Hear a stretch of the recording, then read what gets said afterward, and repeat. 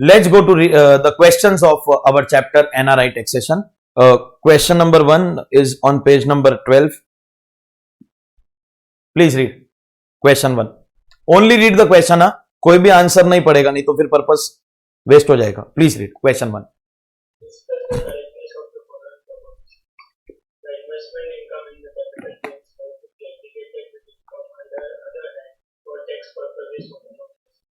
देखो सीए के अंदर अगर ऐसा पूछेंगे ना ट्रू और फॉल्स, तो थोड़ा इज्जत कम होएगा. ट्रू और फॉल्स, तो सीए में ट्रू और फॉल्स नहीं पूछते. सीए में क्या पूछते मालूम है? Discuss the correctness of the following proposition. English question वही है, ट्रू और false. Investment income and LTCG have to be aggregated with other incomes for the purpose of tax. Is the statement correct? True और false, question वही है. No, rather they have to be separated, segregated for tax purposes, because they are going to be subjected to a different rate of tax. Please read question number 2.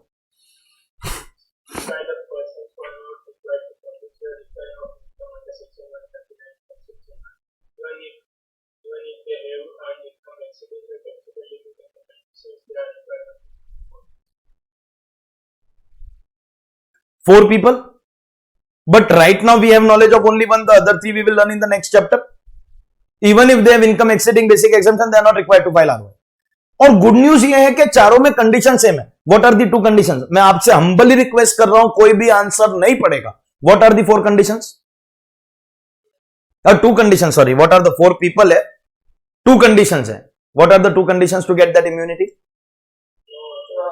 No other taxable income and TDS has been fully deducted. If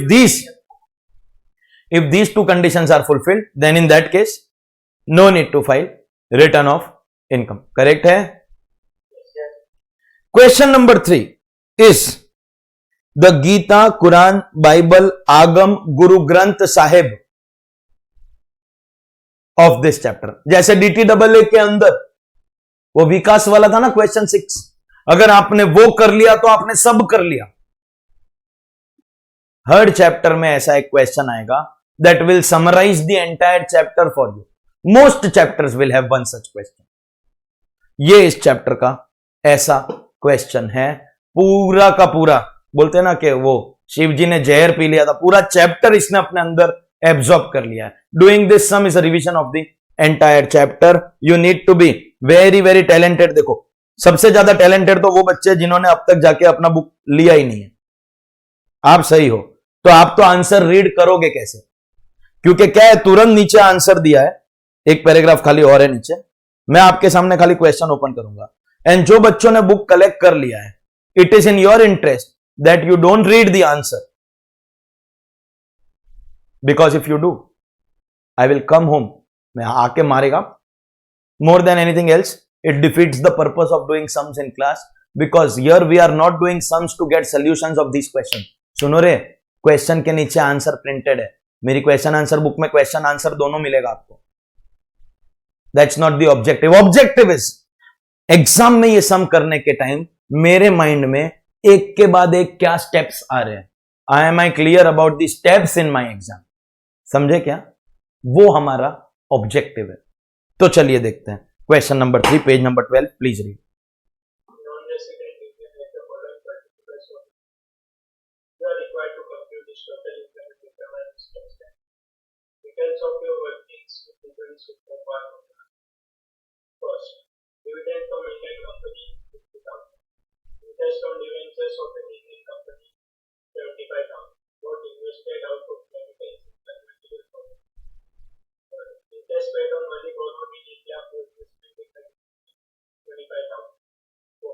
Long-term capital gains on sale of undisturbed shares subscribed in convertible bonds. Cost in 2006-07, 2 lakh. Sale in 21-22, 4 lakh. Test brokerage 10,000. Cost inflation index 2006-07, 122, 21-22, 7. जब ये PDF जब बना था तब release नहीं हुआ था cost inflation index, but now we all know and हमने देख लिया 317 आपके एग्जाम के लिए एप्लीकेबल है। तो वेर एवर करंट ईयर का, वैसे भी 2 you have to learn, no 100 and 317, अगर नहीं भी दिया तो वो आपको बीच का सब दिया हुआ रहेगा, ठीक है। तो ये 317 आप आपको बुक के अंदर आप लिख लेना। Okay, continue please. House property income statement computed previous 20. The property was acquired partly out of the installment. The repayment of loan made during the year amounted. The SSC is also eligible for deduction under section 10,000. देखिए, जब आप home loan का repayment करते हो ना, that becomes a deduction under 80C। Repayment of home loan 80C में जाता है, और 80G जब आप डोनेशन देते हो तो वो तो आपको अमाउंट के साथ में दिया होगा। इन other words, the assessee is eligible for chapter 6 से डिडक्शन। 80C का 20,000 एंड 80G का 10,000।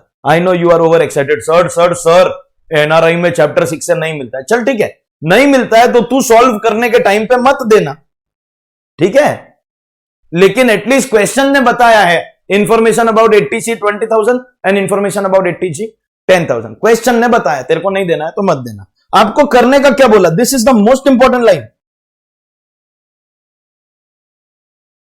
This is the required part. मैंने आपको DTAA में भी बोला था, if you are solving a sum, it's your objective to search for this line, because ये कर मार्क्स मिलेगा, ये कर मार्क्स मिलेगा। क्या करेगा तो मार्क्स मिलेगा?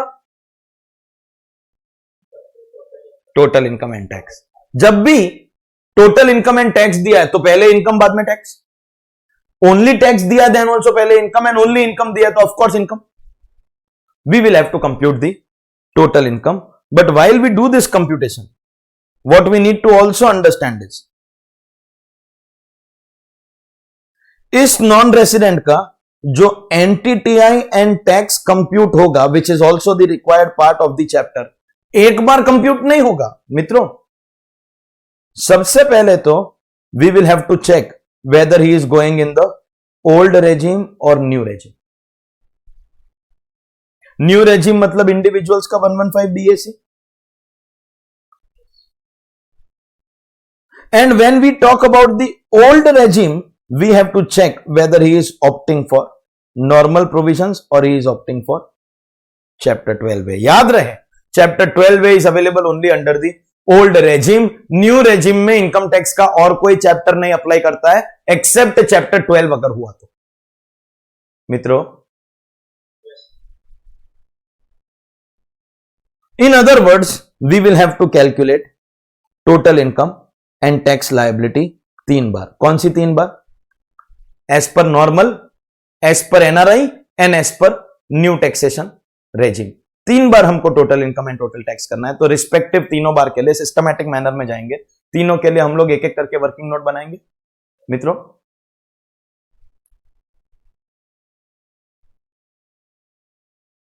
And at the end of the 3 calculations, of course 3 में से whichever is beneficial we are going to take it. अरे आपको समझ में आता है क्या? चलिए, तो प्लीज आइडेंटिफाई कीजिए वर्किंग नोट 1 में what are we doing, which calculation? Come on, normal. Normal के अंदर पहले हम लोग एनटीटीआई करेंगे एंड टैक्स करेंगे। एंड आपको DTAA कराने के टाइम पे एक चीज सिखाई थी मैंने, ट्राई टू रिकलेक्ट। जैसे ही आपने एनटीटीआई लिखा ना आपके आंसर पेपर में, see these are factors which will save your time in exam. You may be wondering कि सर एनटीटीआई दिया है, मतलब यहां पे अगर सम में देखोगे तो लिस्ट ऑफ इनकम्स दिया है, एक एक करके इनकम लिखना है। It does not work that way. When you talk about the thing called NTTI, you have to one by one write heads of income, and that is what you have to search for. Individual है तो salary भी हो सकता है, salary check करो, house property check करो, PGBP check करो, capital gain check करो, other sources. That's the manner of doing. So जब भी आप लाइफ में अपने आंसर पेपर में ये वर्ड लिखते हो NTTI, which word are we talking about here? जैसे ही आपने आपके आंसर पेपर में एनटीटीआई वर्ड लिखा ना, immediately you will go further and one by one search for heads of income. That's the task here, ठीक है? ऑफ कोर्स एक ही बार रीड किया तो आपको लर्न होने का मैं एक्सपेक्ट नहीं करता हूं, तो मैं आपके सामने क्वेश्चन खुला रखता हूं। पूरा क्वेश्चन इधर ही है, नीचे खाली इतना सा पैराग्राफ है, वो लोन का 20,000 एंड डोनेशन का 10,000। 80C and 80G. And today is the last time I am opening the PDF like this. अगर आज के बाद मैं कोई भी चैप्टर में क्वेश्चंस कर रहा हूं and you don't have the question answers with you, तो जिन बच्चों के साथ है उनके साथ में मैं करके क्वेश्चंस को कंप्लीट कर दूंगा, ओके? वरना मैं करूंगा ही नहीं क्वेश्चंस, तुम लोग देख लेना तुमको कैसे करना है. Chapter I am doing in detail, questions I won't do only. So आपको वैसे पूरा सम लर्न होए वो मैं एक्सपेक्ट नहीं करता हूं, इसलिए आपके सामने सम ओपन किया है. Other than the deduction part everything is there in the frame. तो चेक कीजिए, आपको क्या चेक करना है one by one? Heads of income. So please check in the order. What is the first head of income that you will check? Salary. है तो ही लिखने का, नहीं है तो नहीं लिखने का. Is there any salary? नहीं. Next, house property. है क्या? कितना है? So will we write it? Come to the answer paper. Working note 1, normal provisions में एनटीटीआई कर रहे हैं. सबसे पहले income from house property. Question has given us amount of 3 lakh, लेकिन स्टैंडर्ड डिडक्शन लेने के बाद में हम लोग कितना लिखेंगे आउटर कॉलम में? क्यों सर? Because computed word. देखिए, you are doing a sum on NRI, लेकिन इंस्टीट्यूट कैसा कैसा कांड करता है सुनो. They will give you exactly the same sum. आप सम देख के और वो आपने क्लासरूम का सम आया रे, 8 मार्क मस्त मिलेगा. They will ask you the same sum. और यहां पे हाउस प्रॉपर्टी इनकम लिखने की जगह पे रेंट फ्रॉम हाउस प्रॉपर्टी लिख देंगे. If the word used is rent, rent received, may be monthly amount, तो आपको स्टैंडर्ड डिडक्शन देना है. But if the word used is income from house property, computed income from house property, taxable income from house property, that means this amount will directly go in the outer column. They are checking whether you have read the question properly. They are not even checking the knowledge of house property. They are checking whether you have read the question properly. तो यहां पे कितना amount जाएगा outer column में? Directly ₹3 lakh. समझा क्या? Next head of income, profits and gains of business और profession. नहीं है तो नहीं लिखने का, don't waste time. Next head of income,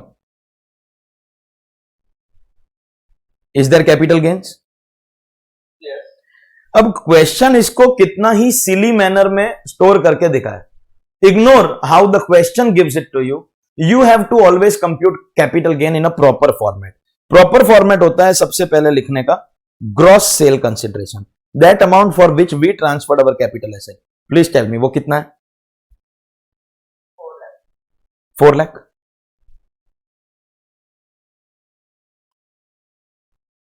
minus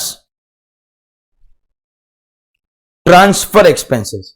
हमने इसको ट्रांसफर करने के लिए अगर कोई भी ट्रांसफर एक्सपेंस, कमीशन, ब्रोकरेज ऐसा कुछ भी इनकर किया तो उसको बोलते हैं transfer expense. Has the question given us information about any such transfer expense?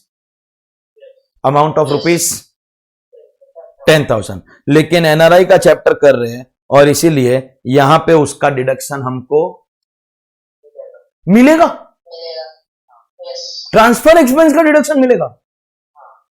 क्यों? बिकॉज वी आर डूइंग, भले चैप्टर एनआरआई है लेकिन हम लोग नॉर्मल प्रोविजंस कर रहे हैं. जब हम वर्किंग नोट 2 में ये वाला टैक्स करेंगे तब हमको ये वाला डिडक्शन तभी भी मिलेगा. वाई? LTCG है. The restriction of no deduction is available और applicable where? Only for investment income, that also under chapter 12 है. करेक्ट है मित्रों? तो यहां पे तो डिडक्शन मिलेगा. कैन आई देस call this my net sale consideration of 3,90,000? अब हम लोग इसमें माइनस करेंगे. आपको, मुझे नहीं पता आपने लाइफ में कुछ सीखा या नहीं सीखा, पढ़ा या नहीं पढ़ा, याद है कि नहीं याद है, बट क्या आप मेरे साथ इतना पार्टिसिपेट करके समझ सकते हो? Under no circumstance it will be index cost, it is always going to be cost. भाड़ में गया क्वेश्चन ने. ऐसा मत बोलना कि सर क्वेश्चन ने कॉस्ट इन्फ्लेशन इंडेक्स दिया लेकिन हम उसको लेंगे नहीं तो उसको बुरा नहीं लगेगा. तुमने ले लिया ना तो रिजल्ट देख के खुद का ना तुमको खुद को ही बुरा लगेगा, तो दूसरे को बुरा लगाना बेटर है. तो cost inflation index given in the question, ठीक है, मैंने 317 लिखा दिया लेकिन लेना नहीं है, याद रहे. ये नॉर्मल प्रोविजन है, इसमें तो इंडेक्सेशन मिलेगा ना? नहीं मिलता। Can I say it will be cost of acquisition? Cost given to you is 2 lakh rupees. मैं ये जो बार बार क्वेश्चन खोल रहा हूं ना, अपने लिए नहीं खोल रहा हूं, फाइनल आंसर दू यहां पे। You want the final answer? ये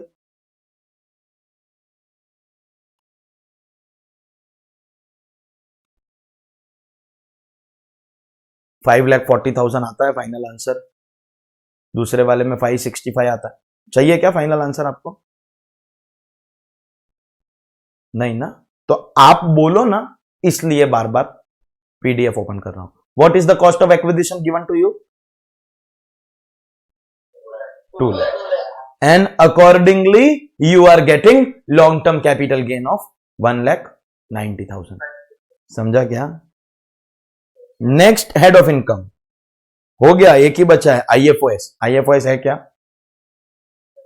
yes, there are 2 incomes and 1 expense given for debentures. तो एक एक करके करते हैं। First is dividend from Indian company, IFOS के अंदर।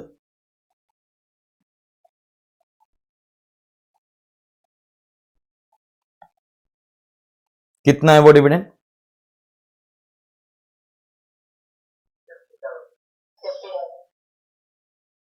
50,000। Second is interest on debentures. How much is that? लेकिन इस 75,000 के हमको सामने एक्सपेंस भी दिए। How much is the expense incurred on this debenture interest? 25। लेकिन ये इन्वेस्टमेंट इनकम है, और इन्वेस्टमेंट इनकम के सामने हमको deduction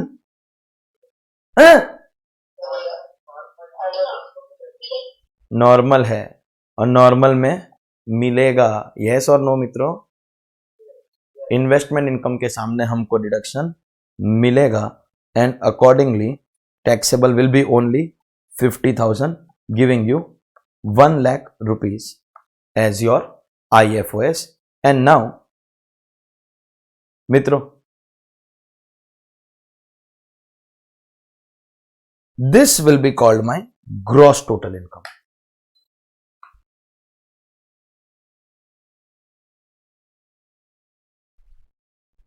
$590, everybody is with me?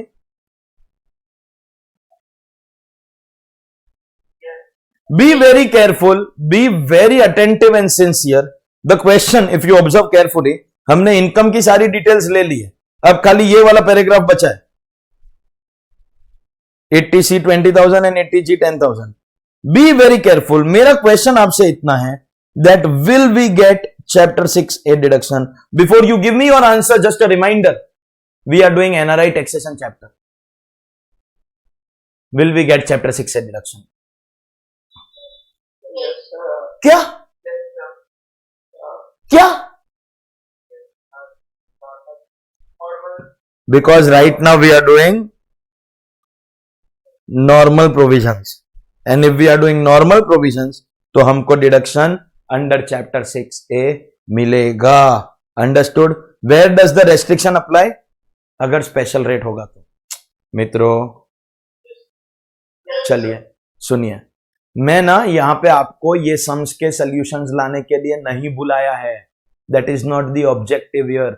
मैं एक सिस्टम सेट करना है, sum solving results in getting marks, correct तरीके से सम करना। At the end of the day कितनी भी नॉलेज एक्वायर कर लो, मजा तो आएगा, लॉजिक लॉजिक लॉजिक लॉजिक, लेकिन मार्क्स लाना भी एक बहुत बड़ा ऑब्जेक्ट। इनफैक्ट शायद आपके लिए तो प्राइमरी ऑब्जेक्टिव, आप बोलेगा सर मेरे को तो जॉब, मेरे को तो सिंगर बनने का है सीए बनने के बाद, मैं तो एग्जाम खाली पास होने के लिए दे रहा है, मेरे को क्या मतलब लॉजिक या तेल लगाने। तो कोई कोई बच्चे के लिए तो प्रॉब्लम सॉल्विंग एंड मार्क्स लाने का preference is bigger than the logic part also. तो मेरा ओपिनियन है that you should understand the logic. तो आपको यहां पे आपके दिमाग का thought process one step after the other, what should be in your mind when you are in your exam, not to give you solution is printed, in the same book from which you are reading the question. Please understand this very very important issue. जब भी आप total income का कोई भी सम कर रहे हो, heads of income का total will give you GTI and then you give chapter 6 से deduction. Of course we know NRI में नहीं मिलता है या न्यू रेजिम में नहीं मिलता है. We know the restrictions attached to chapter 6 से. But before you give chapter 6 से wherever eligible, for example in the current case it is eligible, आप एक हैबिट डालोगे और आपको मेरे साथ वो हैबिट कंपल्सरीली अडॉप्ट करके चलना पड़ेगा. आप हमेशा यहां पे ब्रैकेट में लिखोगे मैक्सिमम चैप्टर 6 का डिडक्शन कितना मिलेगा. What is the maximum amount? Understand the objective behind it. It has been clearly specified in chapter 6 that you can not take deductions more than your gross total income. To put it in other words, you cannot make your income negative by taking deduction. To put it in numbers, what's the GTI here? 5,90,000. You cannot take deduction of 5,91,000. You cannot make it a 1,000 का negative amount. The reductions that you are going to get will be restricted to 5,90,000. आपको 590 मतलब अपनी gross total income से ज्यादा deduction नहीं मिलेगा. We have to write bracket में maximum for an assurance, for assurity. कहीं गलती से मैं यहां पे देखिए, खाली ये सम का अगर ऑब्जेक्टिव लेके बैठू तो 30,000 रुपया है. मेरे को ये सब डिस्कशन करने का ही जरूरत नहीं. हेलो, 20,000 और 10,000. ऑब्जेक्टिव वो नहीं है. ऑब्जेक्टिव ये सम का सोल्यूशन नहीं है. ऑब्जेक्टिव इज कल की डेट पे डेटा बदल के कुछ भी इंस्टीट्यूट पूछा, we should be able to answer. Objective वो है. तो कहीं ऐसे सम में गलती से हम लोग 590 से ज्यादा डिडक्शन देके डिजास्टरस आंसर लिख के घर पे नहीं आ जाए. इसीलिए as a matter of habit we will always write bracket के अंदर कि मैक्सिमम डिडक्शंस कितना मिलेगा. The deductions can not exceed our gross total income. हम लोग हमेशा लिखेंगे. तो आप बताइए आपके हिसाब से यहां पे ब्रैकेट में कितना लिखना चाहिए? कितना? मैं बोल रहा है deduction should not be more than GTI, तुम बोल रहा है 4 लाख. मित्रों, अगर यहां पे किसी ने 590 बोला होता ना, तो मैं बोलता गधे, मैं तेरे को क्या बोल रहा हूं, you can not gate deductions more than this. तो तू यहां पे लिखेगा 590, मतलब तेरे को यहां पे नहीं दिख रहा है लेकिन यहां पे दिखेगा. ऐसा है क्या? If you say 590 that means you have not understood the objective only. अब प्लीज अंडरस्टैंड कीजिए how writing maximum in bracket is going to save at least 4-5 marks for you. Save मतलब score 4-5 marks for you. How आपका tax calculation, is this sum requiring you to do tax calculation? आपका tax calculation जो wrong हो सकता है अगर आपने ये ब्रैकेट में नहीं लिखा तो. बताता हूं कैसे. The objective behind writing maximum is not to copy this amount here, please. The objective is whenever my income contains any income taxable at special rate, उसके सामने चैप्टर 6 का डिडक्शन नहीं मिलता. Do you know this rule?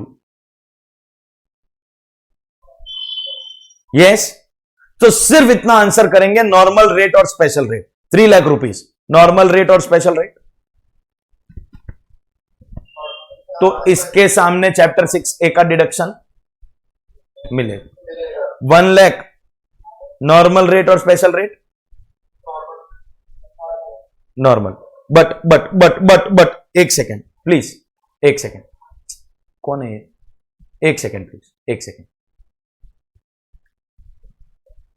We after we finish NRI are going to move on to our next chapter called special rates of tax. और उस special rates of tax का जो सबसे पहला ही सेक्शन है that is 115A.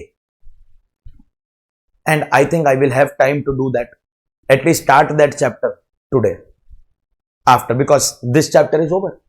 Questions, this is the only big question. Once this gets over, the other questions will get over in 10 minutes. We'll have a good amount of time. to do at least the beginning of 115A. Voice is coming, no? जो बोलता है that whenever a non-resident has earned dividend from an Indian company, whenever a non-resident has earned dividend from an Indian company, as per section 115A, इस dividend के लिए भी there is a special rate of 20%. Chapter 12 के अंदर जैसे LTCG का कैसा 112 में होता है स्पेशल रेट, अगर मैं आपको इसके बारे में पूछूं कि नॉर्मल रेट और special rate, what's your answer? Special. तो even when we are following normal provisions, अगर कैजुअल विनिंग होगा तो स्पेशल रेट होगा ना, अगर LTCG है तो स्पेशल रेट है ना. तो ठीक उसी तरह इस डिविडेंड के लिए under the normal provisions also chapter 12 का एक सेक्शन लगता है 115A, under which 20% rate is prescribed and we'll most probably doing that provision, we will be doing that provision today itself. Means ये जो 1 लाख है इसमें से ये 50,000 नॉर्मल रेट में जाएगा, ये स्पेशल रेट, मतलब ये नॉर्मल रेट, ये 50,000 नॉर्मल रेट, मगर ये 190 स्पेशल रेट और ये 50,000 डिविडेंड वाला special rate. We get chapter 6A deduction only against the incomes which are taxable at normal rate. Any income taxable at special rate, chapter 6A not available. This you correctly guessed because we have done this. I did not expect also you to, because अभी तक हमारा chapter 12 हुआ ही नहीं है. But chapter 12 का ही एक provision है जिसने डिविडेंड इनकम के लिए 20% का टैक्स रेट दिया, which is a special rate applicable. That means in this sum we are going to be eligible to get chapter 6A deduction only against 3,50,000. The maximum deduction that we will get is 3,50,000. Once again, if I have to restrict myself to this sum, then 80C is 20 and 80G is 10. मेरा debenture interest अकेला काफी है chapter 6A देने के लिए, इतना माथाफोड़ी मेरे को करना ही नहीं था. आप नहीं समझ रहे मेरी बात को. Listen, if I write 80C 20,000, ठीक है, 80G 10,000, what's the total of deductions that I am getting in this sum? ये मैक्सिमम लिखे बिना भी लिखता तो भी 30 होता ना. मतलब मेरा डिडक्शंस का अमाउंट या मेरा NTTI का जो अमाउंट है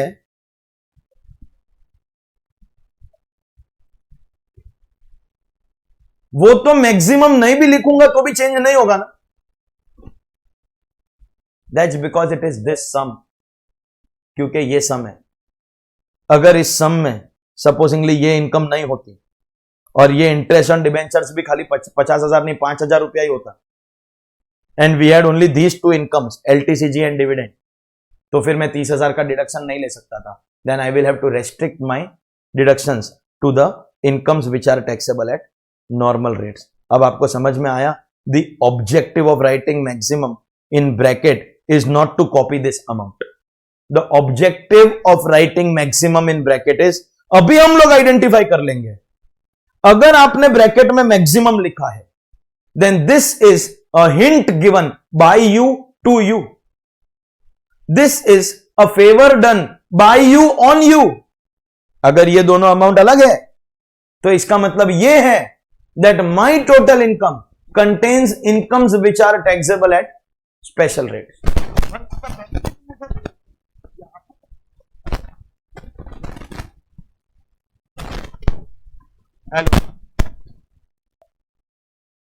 अगर आपने ब्रैकेट में मैक्सिमम लिखा है तो that is a hint given by you to you, that is a favour done by you on you.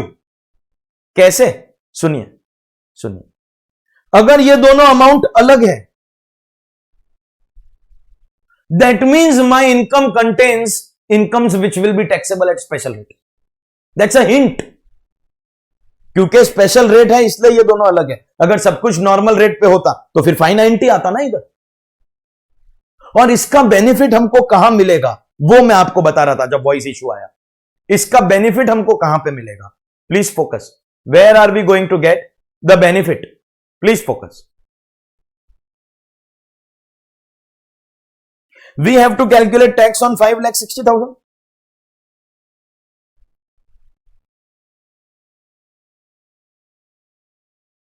करो first 250 no tax, then 5%, then 20.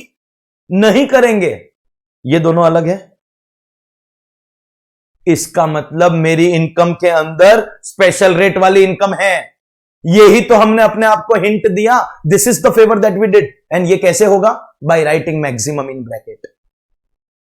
तो हमको क्लिक होगा दैट हमको यहां पे सेग्रीगेशन करना है, because there are special rates. Now we have to identify special rate वाली कितनी इनकम्स है, वो आइडेंटिफाई करना पड़ेगा.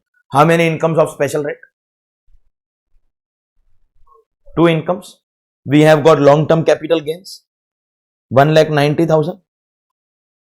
We have got dividend income of 50,000. These 2 incomes will be taxable at respective special rates.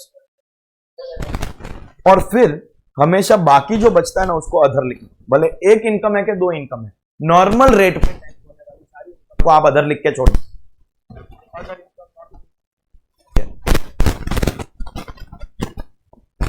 Please tell me what is this. Please tell me. Hello.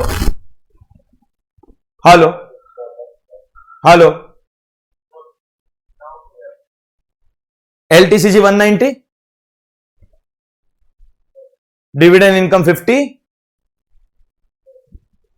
Please tell me what is the other income.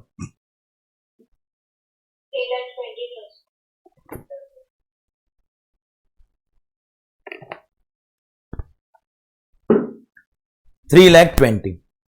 Of course, you need to have the brain to understand. क्या आपका match हो गया? इन तीनों का total 5,60,000 आ गया आपका. अभी मैं आपको दिखाएगा जादू, आब्राकाडाब्रा, छू मंतर काली. मतलब मेरे हाथ से कबूतर नहीं निकलेगा, मगर आपको इधर देखना पड़ेगा. इधर. ब्रैकेट में अगर मैक्सिमम लिखा तो उसका पहला फायदा क्या? ये जो स्प्लिट है ना, ये हमको क्लिक होगा. If these 2 amounts are different, मतलब आपने अपने ऊपर मेहरबानी कर दी, आपने अपना टैक्स कैलकुलेशन का मिस्टेक बचा लिया, तो आप गलती से टोटल पे स्लैब्स मत लगाना, अलग करो. You got that hint bye writing maximum in bracket. That's the first benefit. अभी मैं आपको सेकेंड बेनिफिट दिखाएगा. सेकेंड बेनिफिट जादू दिखाऊंगा. This is that amount which is eligible for chapter 6 से डिडक्शन. इसमें से मिलेगा कितना मिला है वो चैप्टर 6 से हमको? 30. जब मैंने 350 में से 30,000 का डिडक्शन लिया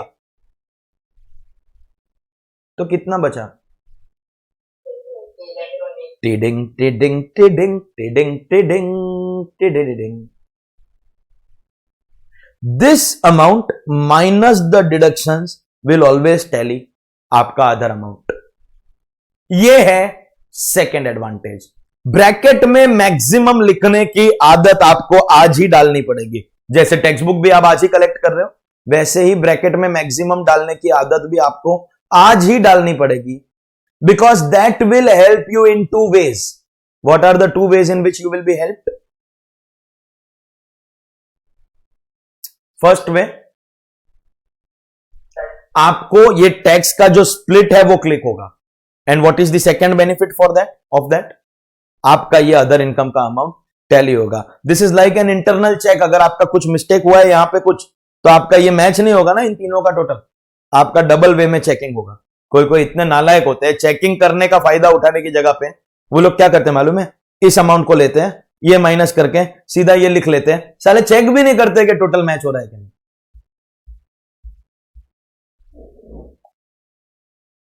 We in Mumbai, in Marathi language, call them halkat. You have heard the term before? हाँ, तो एप्लीकेबल ऑन यू. अगर आपने ना डायरेक्टली इसको माइनस करके ये लिख दिया तो आपको हमेशा दोनों वेज में चेक करना है. नहीं तो फायदा क्या? मैक्सिमम लिखने का एक ऑब्जेक्टिव है, वो ऑब्जेक्टिव का फायदा ही नहीं उठा रहे हो आप तो यार. अरे समझा क्या? चलिए, कोई को लगा हाश हो गया नाश, अभी टैक्स करने का है. LTCG, please tell me, will be taxable. ये नॉर्मल प्रोविजन है। नॉर्मल प्रोविजन में लॉन्ग टर्म कैपिटल गेन के ऊपर क्या टैक्स रेट लगेगा? पोपट। एनआरआई को नॉर्मल प्रोविजन में भी विदाउट इंडेक्सेशन 10% लिखता है, मिलता है। एक काम करो, वी डिड 4 क्वेश्चंस ऑफ ये कैपिटल गेन बिफोर एनआरआई। उसमें क्वेश्चन नंबर 3 में जो लास्ट लाइन लिखी थी वो जाके देख लेना। Non resident having unlisted securities in India, indexation कभी भी नहीं मिलता है, इसलिए रेट ऑफ टैक्स हमेशा 10% रहता है। इंडेक्सेशन नहीं दिया तभी तुमको समझ जाना चाहिए था। सिर्फ वो है ना 4 क्वेश्चन रट्टा रट्टा रट्टा करके काम नहीं होएगा। जब वो सम बन के आता है ना, तब सम सॉल्व करना भी आना चाहिए। डिविडेंड कम मैं आपको बेनिफिट ऑफ डाउट दे सकता हूं, because we are yet to learn 115A chapter 12, तो I am giving you the benefit of doubt. Dividend will be taxable at 20%, and can I say these other incomes will be taxed at slabs? Currently we are in normal, जब हम new regime में जाएंगे तब respective slab लगाएंगे उसका। अभी तो old regime का स्लैब्स, तो first 250 no tax. Senior citizen होता तो कितने तक नो टैक्स? 250 रहेगा बिकॉज नॉन रेजिडेंट है। एंड देन 70,000 का 5% I think you are getting 3,500 rupees basic tax is the total of the 3. 32,500 is it? Hello, ये 32,500 5 लाख से कम है, इसलिए रिबेट अंडर चैप्टर 6 है, रिबेट अंडर 87 है? 5 लाख से कम है ना?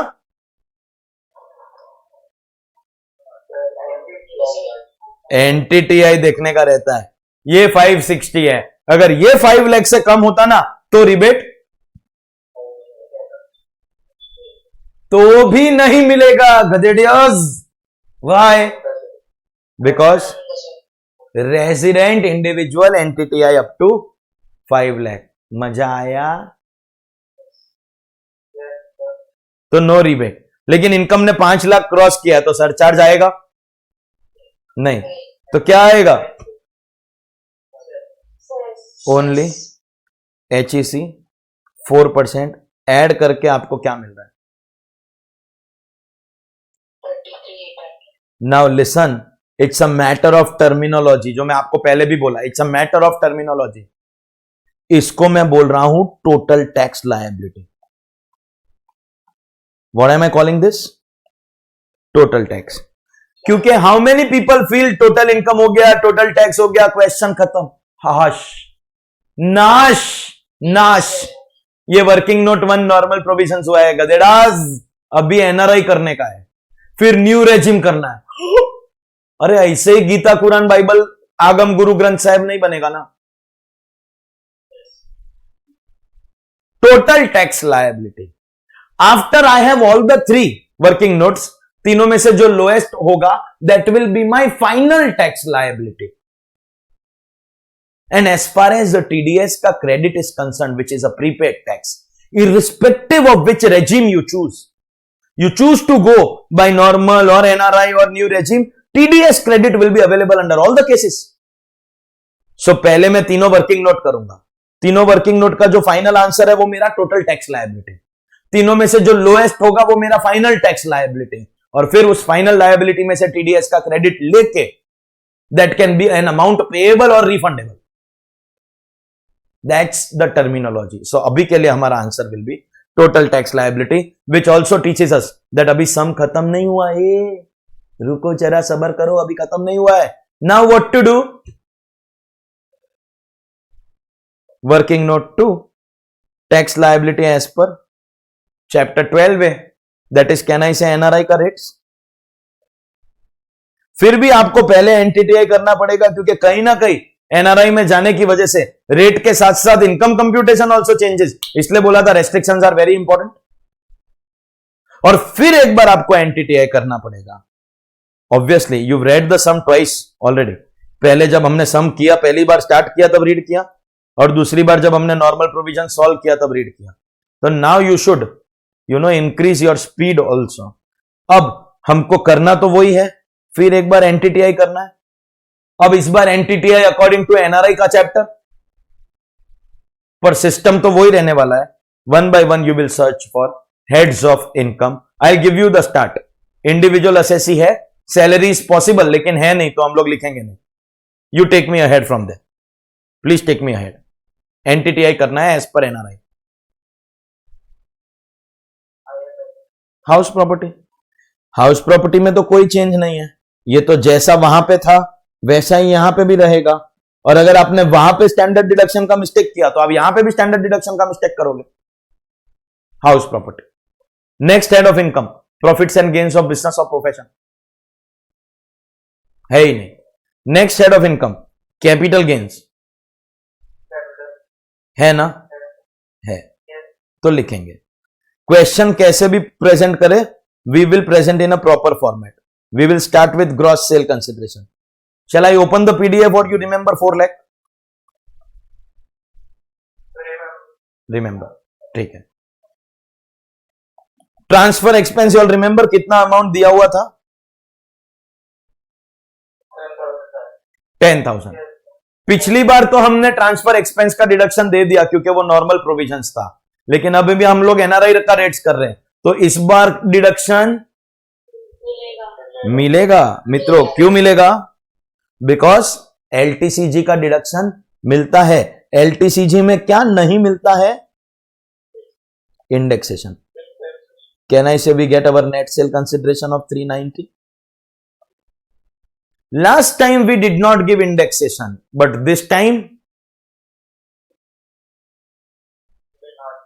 This time also we will not give.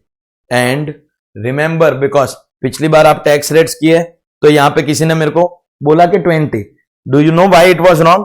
Because non resident का सिक्योरिटीज का टैक्स ट्रीटमेंट क्लियर है, इंडेक्सेशन कभी भी नहीं मिलेगा और रेट हमेशा 10%। So this is also eligible for, ये तो एनआरआई का ही कैपिटल गेन है, उसके लिए तो रेट दिया है ना 10%।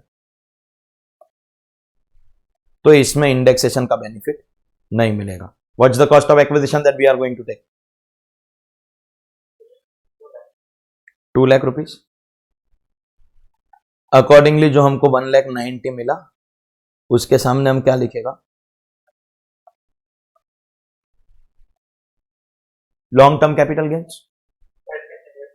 और ये एनआरआई का एलटीसीजी है तो ऑफ कोर्स नॉर्मल रेट के स्पेशल रेट।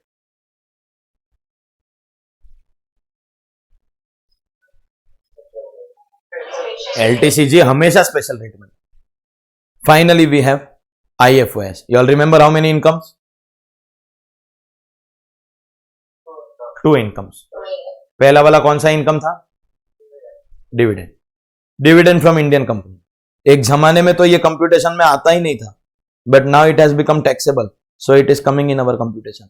50,000 रुपया अमाउंट याद है कि ओपन करूं? चलिए, second income you all remember. कोई भी अमाउंट अगर आपको याद नहीं आएगा तो बोल देना, मैं वो पीडीएफ ओपन कर लूंगा। घड़ी घड़ी अभी कंटाला आ रहा है अभी बार बार ओपन करने। Okay, what is the second amount और second income? Debenture interest. How much is the income earn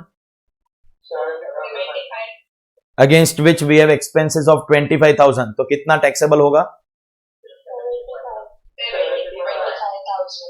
expenses का डिडक्शन। अरे गधेड़ास, यही तो चेंज हुआ between normal and NRI, that no deduction of expense is going to be available out here, and accordingly entire 75,000 will be taxable. And याद रहे, ये LTCG है और ये आपका इन्वेस्टमेंट इनकम है मित्रों। 20%, 10%, याद है ना? चलिए ठीक है, वैसे इनकम को पहले कंप्यूट करेंगे। 1,25,000 and this will be your gross total income. Please,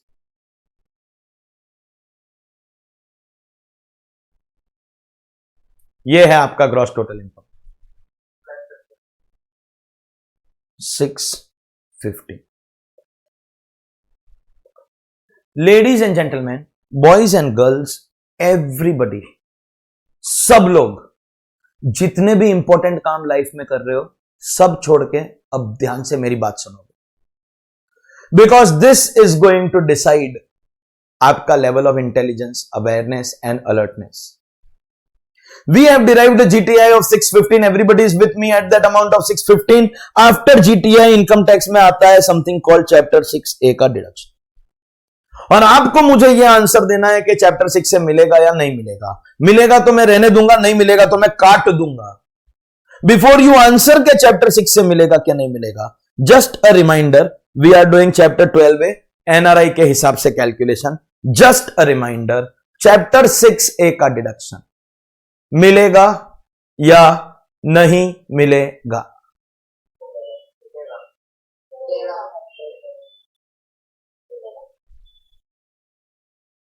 NRI के चैप्टर के अंदर, एनआरआई की रेट्स के अंदर you all are saying chapter 6A का डिडक्शन मिलेगा.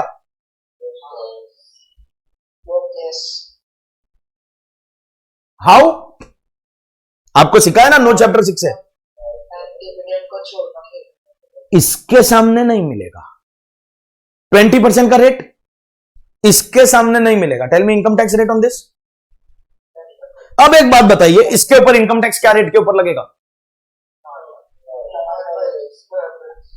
Normal rates, slabs.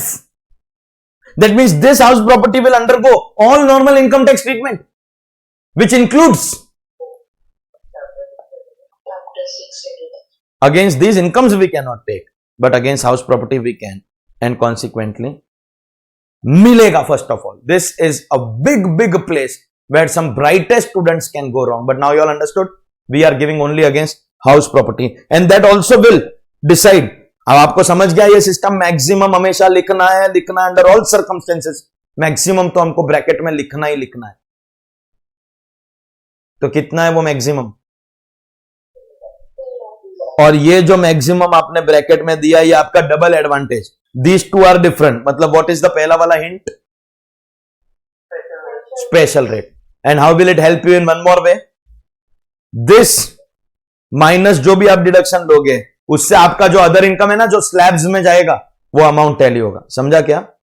खैर, वैसे अगर मैं if I have to restrict myself to the sum which is going on, ईमानदारी से बोलता हूं, मैं आधा डिस्कशन तो यहां पे अवॉइड कर सकता हूं, क्योंकि दिस सम को सॉल्व करना is easier than the discussion that we are doing.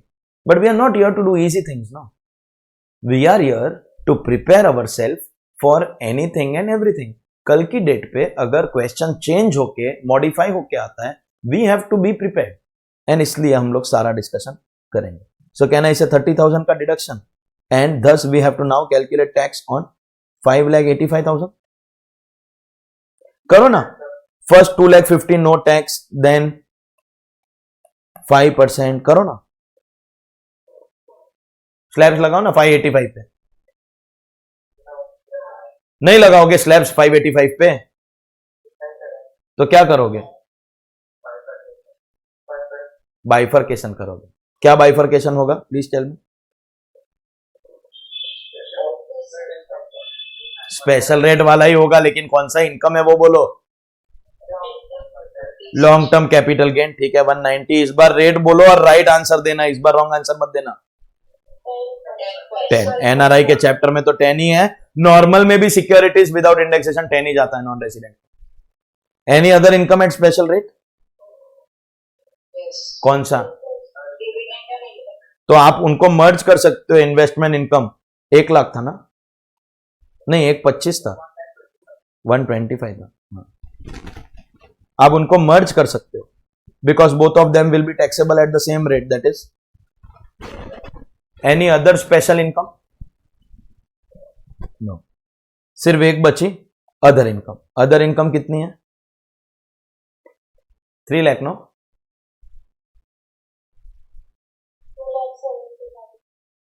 अभी आपको बताओ क्या मस्त बात सुनो. 3 lakh minus 30 is 270, and in तीनों का टोटल इज 585. डबल बेनिफिट हो गया ना. This will be taxable eight.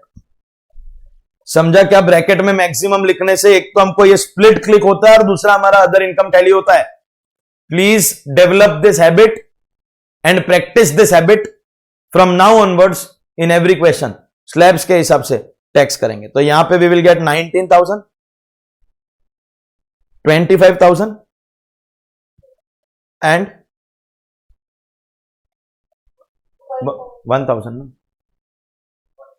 250 गया तो 20,000 का 5%, 1000। ए सीनियर सिटीजन होता तो बिलो बेसिक एग्जेम्पशन,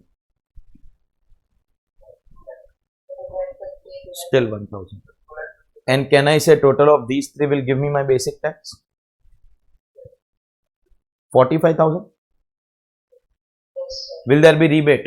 जल्दी बोलोगे तो अच्छा है. No. Will there be surcharge? No. There will only be HEC 4%, 46,000. फिर एक बार बोलूंगा इसको टोटल टैक्स लायबिलिटी, मतलब 33,800 भी एक टोटल टैक्स लायबिलिटी था, 45,800 भी एक, 46,800 भी एक टोटल टैक्स लायबिलिटी है. ऑफ कोर्स जो सबसे लोएस्ट होगा that will become what, final liability. तो अभी तो ये दोनों हो गया, तो 33,800 को फाइनल लायबिलिटी बना देते हैं ना. नहीं, 2 years ago we used to stop here. हर साल हमारा काम बढ़ते जा रहा है. Everything is increasing, work is increasing, petrol का rates are increasing, daily necessity of life की हर चीज का rate is increasing, electricity bills are increasing, except salary everything is increasing. खाली पगार इंक्रीज नहीं हो रहा है. And unfortunately we professors, no provident fund, no gratuity, no pension, no retirement benefit. नहीं तो जो कंपनीज में जॉब करते हैं कम से कम उनको जबरदस्ती पेमेंट ऑफ बोनस एक्ट में, ग्रेच्युटी एक्ट में ग्रेच्युटी, बोनस, प्रोविडेंट फंड, ये सब पैसा तो ओवर एंड अबव पगार, वो कम से कम उनका फ्यूचर सिक्योर रहता है. इधर फ्यूचर का तो कुछ है ही नहीं, करंट के बांधे पड़े कसम से. कोई बात नहीं, तुम लोग अच्छा रिजल्ट लेके आओ 70s 80s 90s में, तो सबका फायदा होगा. ठीक है, चलिए. For those who don't remember, just a reminder, 115 BAC भी हमको करना है. Can I say new taxation regime? Once again, we will need NTTI, मगर इस बार ना इतना डिटेल कंप्यूटेशन करने की जरूरत नहीं है. Because all we are required to do is take NTTI as per normal. NRI का NTTI से यहाँ पे कोई मतलब ही नहीं है, क्योंकि न्यू रेजिम के अंदर while we forego a lot of tax benefits, क्या कहीं पर ऐसा बोला है कि आपको एक्सपेंसेस का डिडक्शन नहीं मिलेगा? नहीं. तो एनटीटीआई will be taken as per normal. वो कितना था? 560 था ना. एंड इसके अंदर हमको खाली एड बैक करने हैं any of the benefits to be foregone. और ये हम लोग कौन से वाले कंप्यूटेशन में जाके देखेंगे? एनआरआई का computation is irrelevant over here. Normal के अंदर ऐसा कोई बेनिफिट है जो हमने लिया है लेकिन हमको नहीं लेना चाहिए? आते हैं, देखते हैं. इस 560 में हाउस प्रॉपर्टी में तो we must have taken only a standard deduction which is a let out property, because deductions have to be forgone in self occupied property, जिसका इनकम हमेशा लॉस होता है. पॉजिटिव है मतलब पक्का लेट आउट प्रॉपर्टी है, तो लेट आउट प्रॉपर्टी में we don't have to forgo anything. Capital gain, एक मस्त बात बताता हूं, जिसने रिवीजन किया होगा उसको शायद आइडिया होगा. न्यू रेजिम में कैपिटल गेन का कुछ भी फॉरगो नहीं करना है. पीजीबीपी का है, सैलरी का है, house property, clubbing, set of deduction सबका है. Capital gain is the only chapter जिसमें कुछ भी फॉरगो नहीं करना. ठीक है. डिविडेंड के अंदर हमने कुछ लिया ही नहीं है, इंटरेस्ट में एक्सपेंस लिया है तो expense is allowed. That means the only tax benefit to be forgone is going to be your chapter 6A का. आपको क्या 20 का 20 एक ही सम में नहीं आ जाएगा? Most likely it is only going to be chapter 6A in all the questions. That means can I say नए regime के हिसाब से इनकम इज कमिंग टू 5,90,000 जो आपका जीटीआई था. अभी लगाएंगे नया वाला स्लैब इसके ऊपर. नहीं मित्रों, एक बात याद दिलाता हूं, दैट अगर इस टोटल में कोई चैप्टर 12 वाली इनकम है, 12A is not applicable but 12 is applicable, तो क्या इस टोटल में चैप्टर 12 की इनकम है? Yes sir, yes sir. What are the incomes? First we have LTCG 1,90,000 which will continue be taxed at 10% as per 112 chapter 12. We have got dividend income. Is that also a chapter 12 income?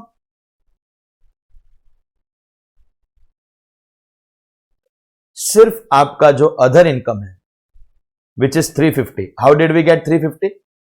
House property and debenture interest का total without taking chapter 6A deduction. एक minute यार, confusion होने की या ऐसा मुंह बनाने का जरूरत ही नहीं है. मेरे को खाली इस बात का आंसर कीजिए, न्यू टैक्सेशन रेजिम में चैप्टर 12 के स्पेशल रेट्स अप्लाई करते हैं कि नहीं करते? तो वही तो किया है मैंने. दीज आर चैप्टर 12 का प्रोविजन. एनआरआई नहीं लिया है, ये मैंने चैप्टर 12 का प्रोविजन किया. तो 350 will be taxable eight new slabs. वैसे एक बात बताओ, क्या 5 लाख तक कोई फर्क नहीं पड़ता है, ओल्ड स्लैब और new slab, because it is going to be same only. That means can I say 250 पे 0 एंड 1 लाख का 5% विल गिव अस 5,000 रुपीज. तो बेसिक टैक्स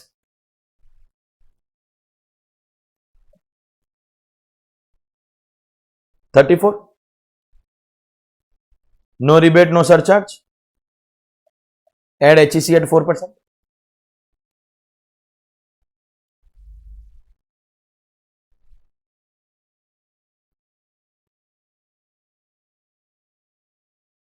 अरे आपको समझ में आ रहा है ना व्हाट इज हैपनिंग? आंसर नहीं, आपको समझ में आ रहा है what is happening? This is your, I am trying to do my best कि ये रियलाइज नहीं हो कि ऑनलाइन क्लास चल रहा है. ऐसा ही फील हो कि हम लोग फिजिकली क्लासरूम में बैठे हैं. कभी भी वो फीलिंग ही नहीं आनी चाहिए कि ऑनलाइन क्लास है. It should be as interesting and as interactive as a physical classroom. But of course you can clap with only 2 hands. You all are following, no, what is happening? At this stage where we have 3 tax liabilities, now we will have to choose one of them. कौन सा वाला choose होगा? Of course, can I say old regime में normal provisions choose करके हमारा final liability क्या होगा? 33,800. और जहां तक टीडीएस का सवाल है, 20,000 रुपया दिया है क्वेश्चन के अंदर, आप कोई भी रेजिम चूज कर लेते, टीडीएस का क्रेडिट तो आपको, चाहे आप, मैं तो बोलता हूं आपको ज्यादा टैक्स भरने की इच्छा है या मे बी आपको न्यू रेजिम में जाने की इच्छा है. याद रहे, नॉन पीजीबीपी वाले लोगों के लिए एवरी ईयर जाना अलाउड है. Old new new new old old old. But there are people no जो once they go in new they can not come back in old. तो maybe because of that reason you have to pay this. Even if you go in 35,360, you are still going to get credit of the TDS against that 35,360 also. So this is your final. It's a matter of terminology. Final tax payable 13,800. मजा आया? That was your Gita, Quran, Bible, Agam, Guru Granth Sahib kind of question. If you do question 3 properly, then you can do anything and everything as far as your question on NRI taxation is concern. फिर आप कुछ भी solve कर सकते हो, कुछ भी.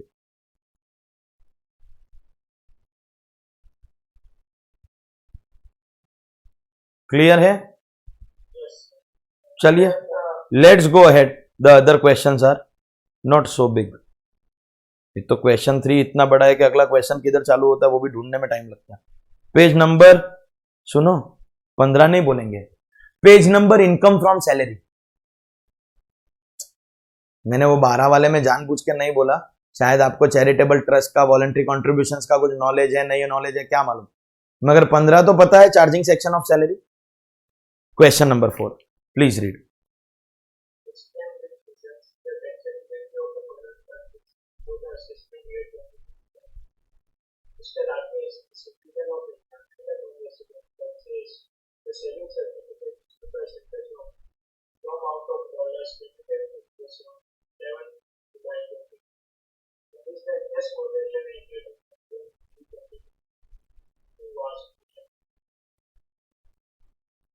NRI है, individual citizen and non resident.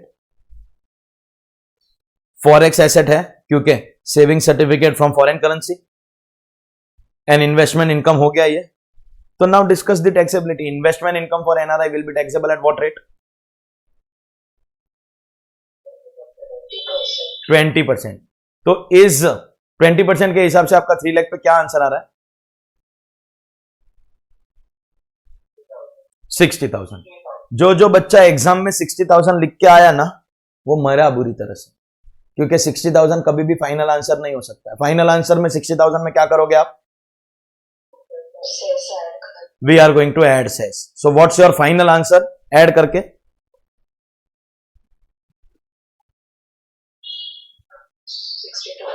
62,400. Without HEC तो इफ यू कम बैक तो डिजास्टर आंसर होगा, बट ऐड करके 62,400.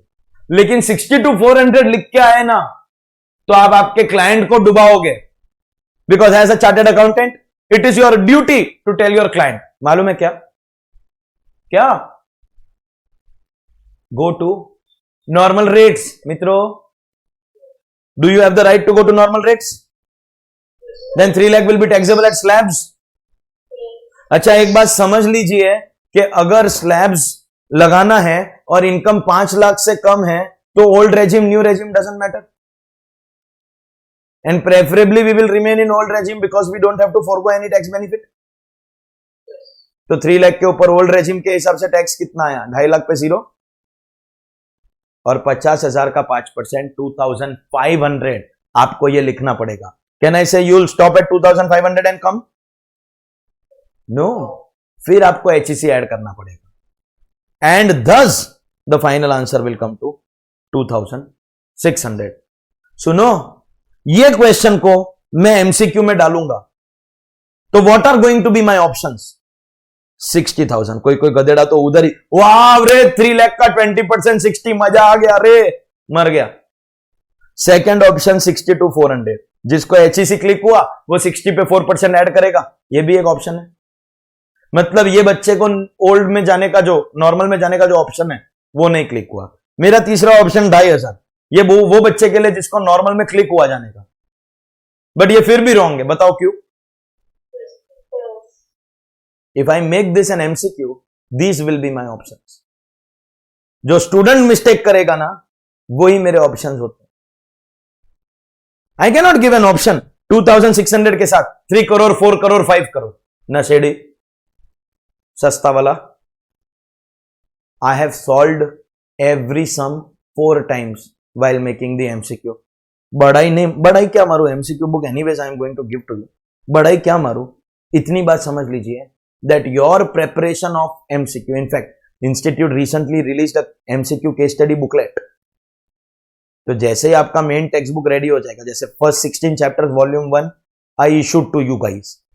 In the meantime, while we are doing our chapters simultaneously, my intellectual property work on a daily basis I am working on that. तो मेरा chapter 21 तक ready हो गया. मगर क्या है ना, पूरा वॉल्यूम रेडी होएगा तो आपको एक साथ 16 चैप्टर देना, दैट इज मोर कंफर्टेबल. आपको तो वैसे भी क्या फर्क पड़ा, आप तो लेने को ही नहीं जा रहे हो, तो आपको क्या फर्क पड़ता है कि 20 दू के 50 दू चैप्टर, क्या फर्क पड़ता है चैप्टर में? ओके, तो 21 चैप्टर्स रेडी. जैसे जैसे ये आगे जाएगा 40 चैप्टर्स खत्म हो जाएगा. Next step will be I am going to resume work on the MCQ book. And आपके लिए जो नया वाला बुक बनेगा, there is obviously a book applicable for May 21 November 21. आपका May 20 to November 22 का जो नया वाला बुकलेट होगा, that book will also incorporate all the ICAI का रिसेंटली इंक्लूडेड केस स्टडी का जो बुकलेट है वो. इन अदर वर्ड्स, आपको उसके बाहर कुछ भी ऐसा एक भी क्वेश्चन नहीं है जो इंस्टीट्यूट ने रिलीज किया लेकिन अपन ने कवर नहीं किया.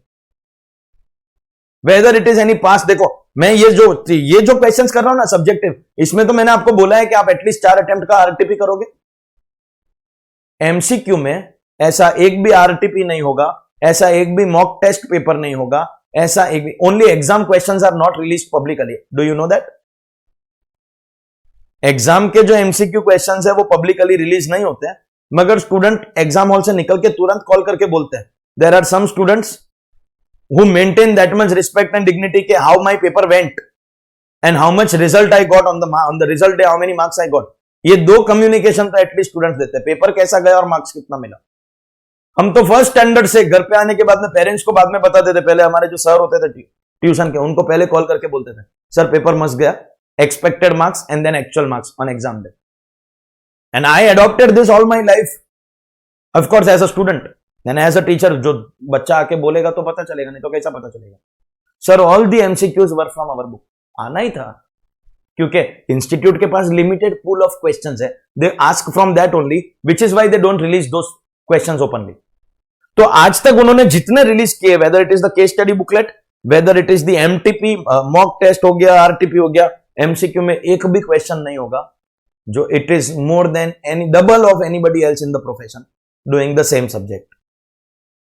एंड आपका मैं मिनिमम के लिए 25 बोलता हूं, बाकी 30 out of 30 is possible. Of course एक बात बताओ, बैड न्यूज, उसके लिए you should know the 43 chapters. कोई को बोलेगा सर आप बद्दू मुको ने साइड में, लेट्स डू दी एमसीक्यूज, 30 हो जाएगा, फिर पीजीबीपी हमको करा देना, उसमें भी आप 12 तो हमारा 40 हो गया, हमको आगे कुछ करना ही नहीं। नहीं नहीं, एमसीक्यू करने के पहले चैप्टर आना चाहिए ना। और पता चला कैसा डीप में आएगा। Silly mistake and stupidity can cost you, practice will save you. और कई बार ऐसा होता है कि आंसर में मैंने 2600 लिखा है, आपका 60 या मैक्सिमम 60 to 400 सेस ऐड करके आपको समझ ही नहीं आ रहा है 2600 कैसा आएगा। इसके लिए एमसीक्यू के सम्स सॉल्व करके वो एपिसोड्स भी अपलोड होते हैं, देखा होगा शायद किसी ने जाके। Season 2 was for May 21 November 21, season 3 will be brought for May 22 November 22। जब भी नेक्स्ट बुक बनेगी तब, समझा क्या? और कई बार ऐसा भी होता है, कोई कोई छोटे छोटे पॉइंट होते हैं ना, which are not in depth required for subjective sums. कोई कोई एक एक लाइन के क्वेश्चंस होते हैं, एक एक लाइन के प्रोविजन होते हैं, which we may not get the privilege of covering here. तो वैसे छोटे छोटे पॉइंट होंगे ना वो वहां पे, जैसे for example orally we have some point of time said that HUF pays tax, तो मेंबर के लिए वो इनकम एग्जेम्प्ट होती है, हमने ओरली बोला, लेकिन उसको कहीं पर लिख के या उसके ऊपर सम करेंगे ऐसा कोई कॉन्सेप्ट आने वाला नहीं है 43 चैप्टर में। बट इन अवर एमसीक्यूज वो कॉन्सेप्ट भी आएगा, एचयूएफ हैज पेड टैक्स तो मेंबर को नहीं भरना है, वैसा टाइप का भी एमसीक्यू में कवर, मतलब अगर कुछ बच गया है छोटा मोटा चीज तो वो भी कवर हो जाता है वो लेक्चर्स के अंदर। It's a must watch even if you have attended अपना सारा का सारा lecture, it's a must watch. Okay, suggestion है, बाकी आप करते अपनी मन का और सबको मालूम है। 2600 is going to be your answer. Is this understood? चलिए क्वेश्चन नंबर 5 पे जाएंगे। Question 5 please read.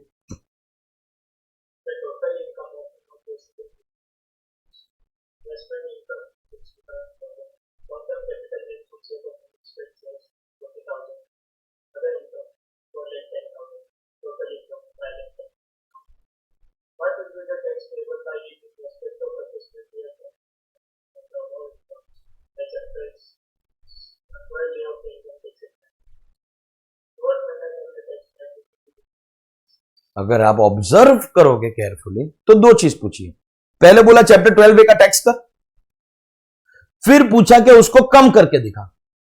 तो पहले एक बार टैक्स तो कैलकुलेट कर लेते हैं, कितना आता है? Can you tell me 60,000 will be taxable at what rate? मतलब 12,000 रुपया। We are doing chapter 12 no, पहला first part we are answering, 12,000 हो गया। 40 will be taxable at what rate? मतलब 4,000 हो गया। And 410 will be taxable at slab rates, तो कितना हो गया? 250 नो टैक्स एंड 160 का 5%, 8,000।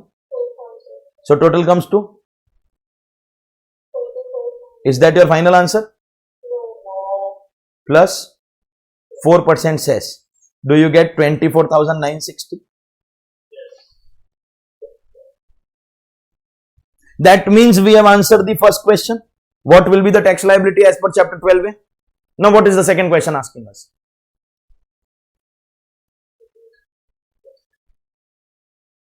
In what manner can the tax be reduced? You wish to give some suggestion? Give? Normal में जाइए। चलिए देखते हैं, अगर नॉर्मल में जाएंगे तो उसके हिसाब से आंसर क्या आ रहा है। ये तो हमारा सजेशन है, हमको पता थोड़ी कि सही निकलेगा कि गलत। हमने चैप्टर 12 में मांगा, is that answering the first part of the question and we have derived 24,960।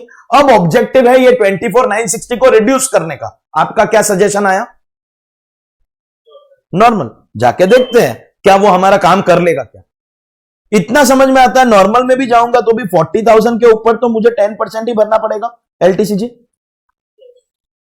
So there is not going to be any change here, but these two will get merged with each other.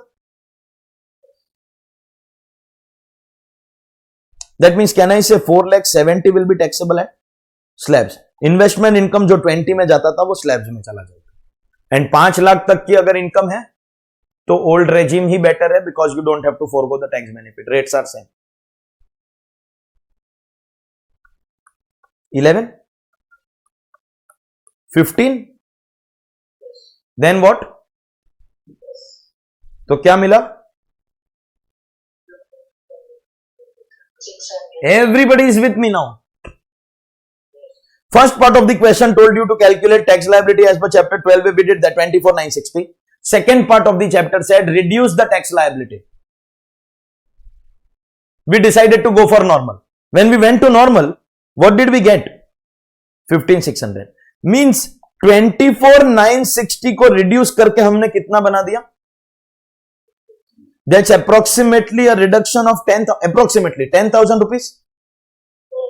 That means somewhere within us we get an idea that हमने tax calculate भी कर दिया और उसको reduce भी कर दिया, and we get a good amount of confidence कि हाँ नॉर्मल में गए, टैक्स कैलकुलेट हो गया तो टैक्स रिड्यूस हो गया, 10,000 रुपया कम हो गया. मजा आया. जितने भी बच्चे ये आंसर लिख के आए एग्जाम में, सबका पोपट हुआ, सबका पोपट हुआ. वंस अगेन आपको बहुत गुस्सा आएगा, मैं जो बोलूंगा उस पर बहुत गुस्सा आएगा, but you know what the suggested answer said. सुन, हमने तेरे को बोला calculate tax liability as per chapter 12A.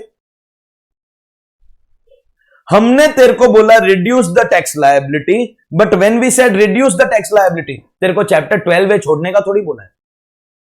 Chapter 12A में रह के you have to reduce tax liability. ये है हमारा question. No one asked you to leave. ऐसा सजेस्टेड आंसर बोला है, मैं नहीं बोला अंडा टमाटर मारना मत, और मारना है तो तोड़ देना तुम्हारा screen. Suggested answer says, listen to me, you will get very angry now. Invest the capital gains का net sale consideration in another forex asset, तो ये 4,000 चला जाएगा. विद इन चैप्टर 12 ये फैसिलिटी अवेलेबल है. 4,000 चला जाएगा, 4,000 चला जाएगा, देन मींस कैन आई से 12,000 और 8,000 तो एज इट इज रहेगा. अगर हम इन्वेस्ट करते हैं तो 4,000 का जो टैक्स है एलटीसीजी का, दैट विल गो अवे. लेकिन कैन आई से 12,000 इन्वेस्टमेंट इनकम का and 8,000 other income ka, that will stay as it is. That total will be 20,000. 4% HEC, 20,800. अब सुनिए, एनआरआई के हिसाब से we got tax liability of 24,960. They asked us to reduce it. We reduced it by approximately 10,000 without doing anything, only by going to normal. Suggested answer reduced only 4,000.